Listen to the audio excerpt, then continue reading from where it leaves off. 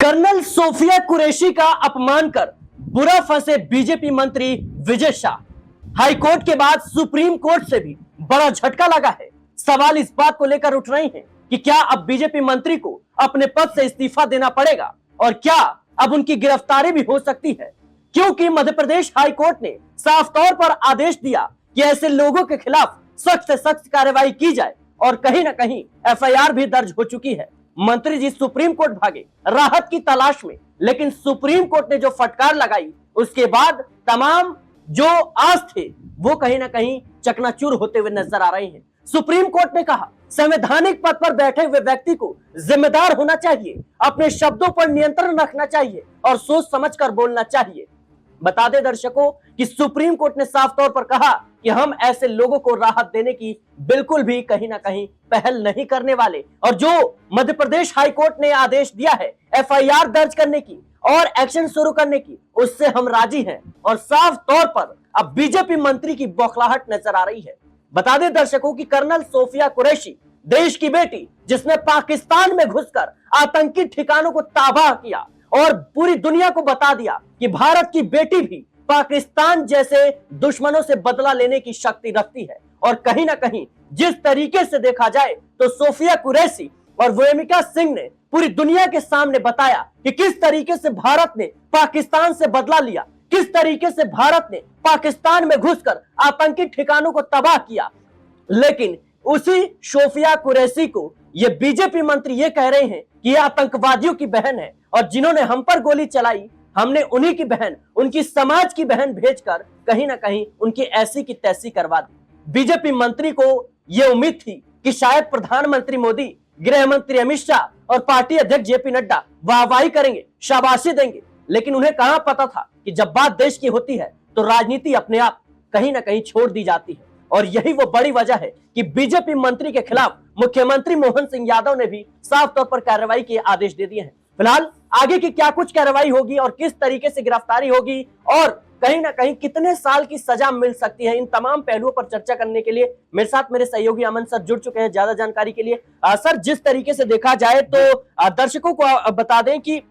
भारतीय न्याय संहिता 152, 196 2B और 197 1C के तहत एफआईआर दर्ज हुई है और बीएनएस की धारा 152 के तहत। तो कैसे देख रहे हैं आप कि 7 साल या जीवन काल तक की सजा हो सकती है, कैसे देख रहे हैं? देखिए, पहली बात तो यह है कि सजा तो एक दूसरा पैमाना है, क्योंकि आपने जो बोला है उसका आपको भुगतान तो करना पड़ेगा। लेकिन महत्वपूर्ण बात यह हो जाती है सिराज की ऐसे नाजुक वक्त पे, ऐसे माहौल में जबकि पूरा देश एक सूत्र में कहीं ना कहीं बंधा हुआ जो है नजर आ रहा है, उस वक्त में विजय शाह जो जिम्मेदार पद पर बैठे हैं, मध्य प्रदेश सरकार में वन मंत्री हैं, वो एक उलझुल बयान देते हैं उस महिला बहादुर अफसर के खिलाफ जिन्होंने भारत का पक्ष समूची दुनिया के सामने रखा। ये बताया कि ऐसे अहम और जरूरी मसलों के ऊपर पूरा भारत जो है वो एक पायदान पर खड़ा होगा और होता रहेगा। उन्होंने पाकिस्तान को बताया कि यहाँ पर का जो हिंदू और मुसलमान है उसको आजमाने की कोशिश मत करना, वरना आपको मुंह की खानी पड़ेगी। इतने जिम्मेदारी के साथ उन्होंने बातों को सामने रखा। लेकिन मध्य प्रदेश में कह सकते हैं मंत्री मोहन यादव सरकार में मंत्री विजय शाह ने जिस कह सकते हैं शर्मनाक बयान को यहाँ पर दिया है, उसने कहीं ना कहीं पीएम मोदी का, अमित शाह का और तमाम बीजेपी के साथ साथ में देश के उन करोड़ों लोगों का कहीं ना कहीं जो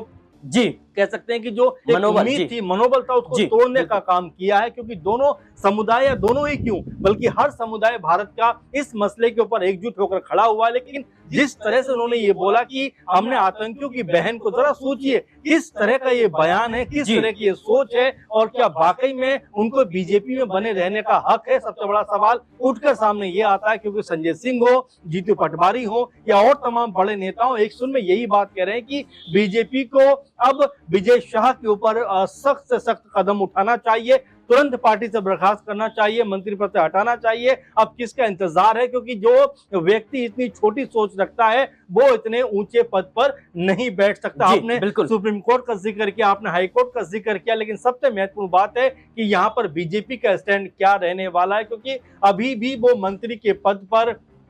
बने हुए हैं, अभी भी बीजेपी पार्टी का सवाल जब कह सकते हैं कि प्रधानमंत्री मोदी, गृह मंत्री अमित शाह से पूछा जा रहा था, लेकिन इसी दौरान जब हाईकोर्ट का आदेश आ गया उसके बाद मध्य प्रदेश के मुख्यमंत्री साफ तौर पर कहते हैं कि मंत्री जी के खिलाफ कार्रवाई की जाएगी, उनके खिलाफ एक्शन लिया जाएगा। देखिए, क्या लगता है आपको कि बीजेपी कहीं ना कहीं अब समझ चुकी है कि ऐसे नेताओं को बाहर करने की जरूरत है? तात्कालिक एक्शन जरूरी है जी। कोई भी बेलगाम होने के साथ में अगर इस तरह की बदजुबानी करेगा तो यहाँ पर बाकी नेताओं को भी हौसला मिलता है। इसीलिए जो विजय शाह हैं, इन जैसे नेताओं को सबक सिखाना जरूरी है। और देखिए सिराज, अगर हम थोड़ा सा बैकग्राउंड में जाएं, पहले की चीजों को लेकर चलें, तो ये कोई पहला मामला नहीं है जहां पर जो विजय शाह है उन्होंने अनाप शनाप बयानबाजी की है या ऐसी बयानबाजी की है जिसको शर्मनाक बताया जा सकता है। इससे पहले भी अगर आप 2013 की बात करेंगे, शिवराज सिंह सरकार में, उस समय भी वो वन मंत्री थे और शिवराज सिंह चौहान की पत्नी को लेकर बड़े गलत शब्द का उन्होंने प्रयोग किया था। उस वक्त उनको बर्खास्त कर दिया गया था, हालांकि बाद में फिर से उनको मंत्री बना दिया गया। लेकिन जिस तरह की भाषा और जिस तरह के शब्दों का उन्होंने इस पूरे मामले के ऊपर इस्तेमाल किया है, वो मेरे ख्याल से क्षमा के योग्य नहीं है। अब बहुत सारी जगह पर वीडियो बनाकर माफी तो मांग रहे हैं, लेकिन जरा सोचिए जी, जिस तरह की भाषा और जिस तरह के शब्दों का उन्होंने प्रयोग किया है, उसने समूची दुनिया के अंदर जो सर, क्या ऐसे नेता, ऐसे लोग पाकिस्तान जैसे दुश्मनों को बोलने का मौका दे रहे हैं? जाहिर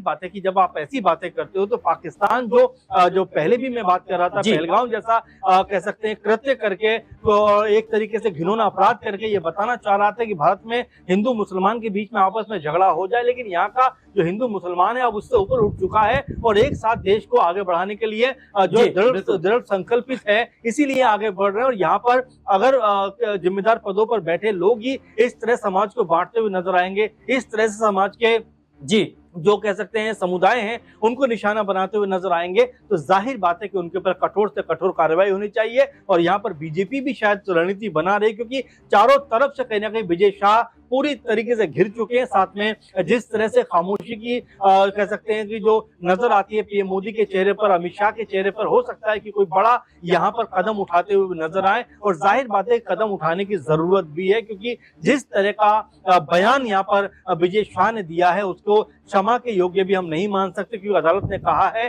कि भाई जिम्मेदार पदों पर बैठे हुए लोग कम से कम इस बात का ख्याल रखें कि वो क्या बोल रहे हैं, किस तरह से उनको बोलना चाहिए। क्योंकि आम आदमी अगर कोई बात कहता है तो उस बात को इतनी तवज्जो नहीं दी जाती, लेकिन अगर जिम्मेदार पदों पर बैठे व्यक्ति इस तरह का वक्तव्य देंगे, इस तरह का बयान देंगे, तो जाहिर बात है कि समाज में इसका बड़ा गलत जो है संदेश जाता हुआ दिखाई पड़ेगा। और सुप्रीम कोर्ट हो या हाई कोर्ट हो, तो स्पष्ट संदेश दिया है कि ऐसे लोगों को सरकारों में जगह नहीं दी जानी चाहिए, ऐसे लोगों को जिम्मेदारी भरे पदों पर भी नहीं बैठाना चाहिए, क्योंकि ऐसे लोगों की जुबान जो है वो हमेशा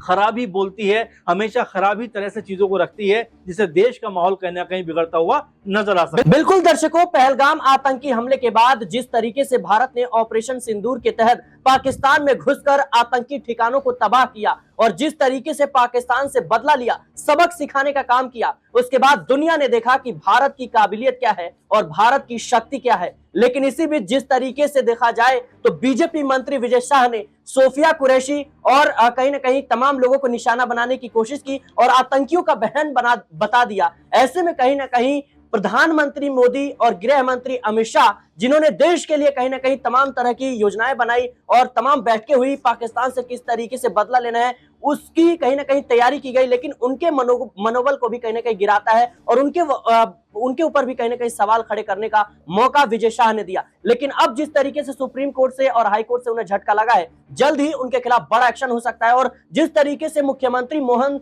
यादव ने साफ तौर पर कहा है कि इनके खिलाफ कठोर कार्रवाई की जाएगी, ऐसे में यह देखना दिलचस्प होगा कि क्या अब उन्हें मंत्री पद से इस्तीफा देना पड़ सकता है, क्या वो पार्टी से बाहर किए जाएंगे। ये तमाम सवाल हैं जिनके जवाब अभी बाकी हैं। फिलहाल के लिए इस रिपोर्ट में इतना ही। देश और दुनिया की तमाम खबरों के लिए बने रहे नेक्स्ट 9 न्यूज के साथ।